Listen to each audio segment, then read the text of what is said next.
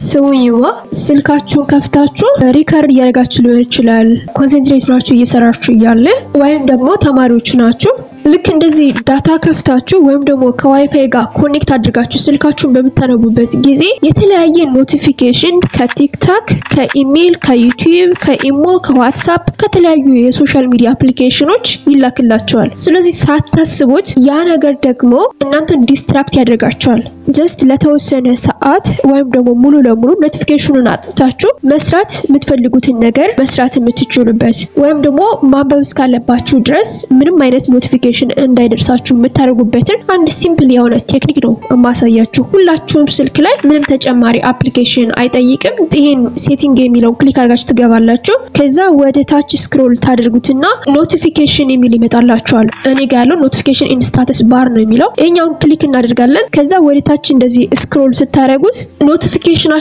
ኦን የሆነው የሶሻል ሚዲያ አፕሊኬሽን ከኢንተርኔት ጋር ወይም ደግሞ ከዋይፋይ ጋር ኮኔክት ስታደርጉ የተለያዩ ኖቲፊኬሽኖች እንዲደርሷችሁና ዲስትራክት እንዲያደርጓችሁ የሚያደርጉ አፕሊኬሽኖች እዚህ ጋር ኦን ሆነው ታገኙዋቸዋላችሁ ለምሳሌ ቲክቶክ አለ ቴሌግራም አለ ዩቲዩብ ስቱዲዮ ዩቲዩብ ኢንስታግራም ፌስቡክ በጣም ብዙ አፕሊኬሽኖች ነው ያሉት ከዚህ መካከል ቲክቶክን አልፈልግም እኔ ምንም አይነት ሰው ላይቭ ሲገባ ወይ ደግሞ ቪዲዮ ሲለቅ ሼር ሲያደርግ ምንም ኖቲፊኬሽን እንዲደርሰኝ ስለማልፈልግ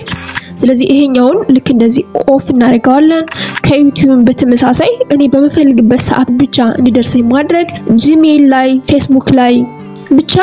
እናንተ ዲስትራክት የሚያደርጋችሁን አፕሊኬሽን እዚህ ጋር ሰሌክት ያደርጋችሁ ኖቲፊኬሽኑን ኦፍ ታደርጉታላችሁ ዋትስአፕ ይሄ በጣም ነው የሚረብሸኝ ኢሞም ካላችሁ በተመሳሳይ ልክ እንደዚህ አድርጋችሁ ዘግታችሁ ትወጣላችሁ ማለት ነው ከዚህ በኋላ እናንተ ሳትፈልጉ ምንም አይነት ኖቲፊኬሽን የሚደርሳችሁ የለም መስራት የምትፈልጉትን ነገር በኮንሰንትሬሽን መስራት ትችላላችሁ